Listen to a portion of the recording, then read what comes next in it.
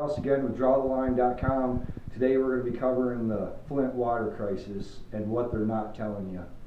They're not telling all kinds of residents across America what's really going on with our water. Our water system is contaminated.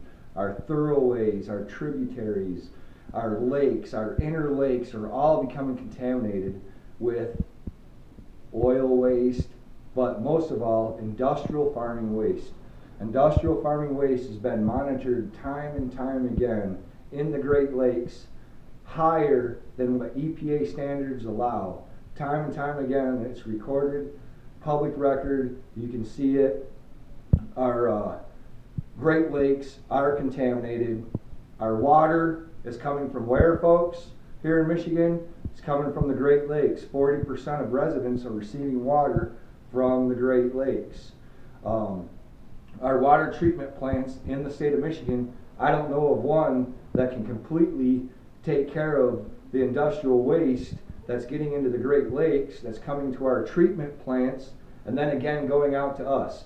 I don't know a treatment plant in the state that's actually cleaning out all the residues from the water. They're using chemicals in our treatment plants to get rid of chemicals, folks.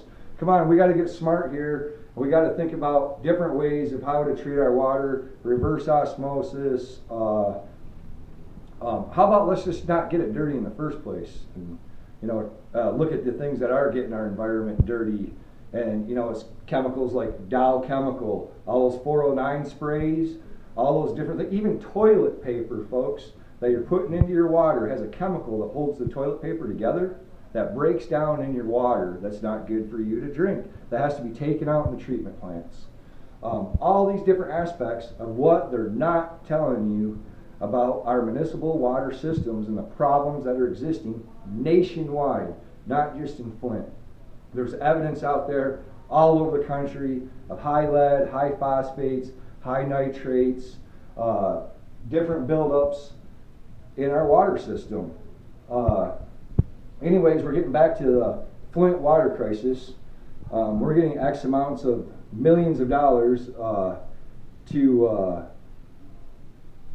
replace the infrastructure in Flint, but we're spending on things like this: water pamphlets to in the Flint water response team, here to tell us where to go get the water, that the millions of dollars is buying bottled water and paying people to distribute the bottled water, which there's nothing wrong with that. Our federal government's responsibility is to supply us with clean water.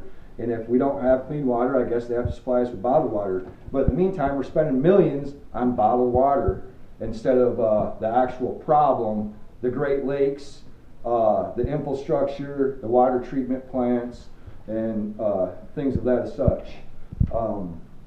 We got all kinds of evidence here. We got here the Bayfield Beach stormwater monitoring. We got here different numerous days within this monitoring here of the Great Lakes. You can go through and read all that and out there. But anyway, here are the tests. Each day that it's highlighted are the days that it's over.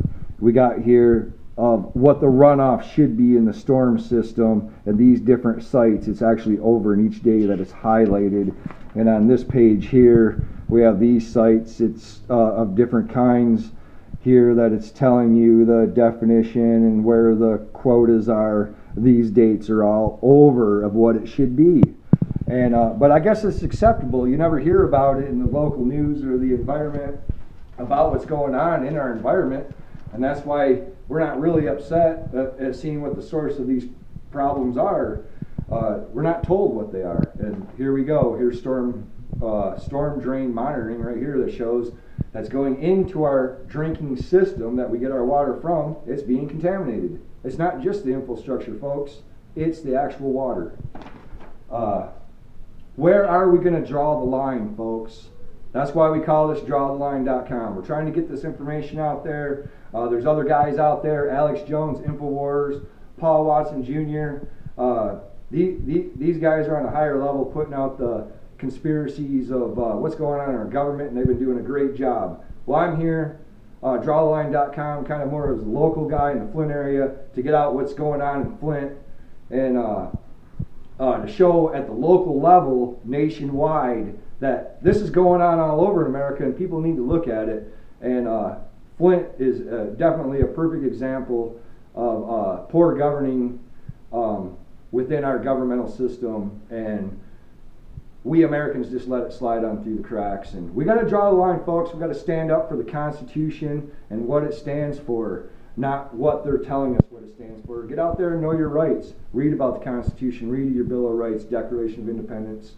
Know how your local systems work, how to bring in votes, who comes in, who goes out.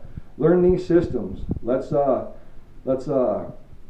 honestly, let's make America great again, as Donald Trump would say, because right now we're not doing so great, and definitely none of us are going to be doing very good healthily or fitly if we don't have clean water, because that's the sustainability of life. And we got to look at this problem seriously, people.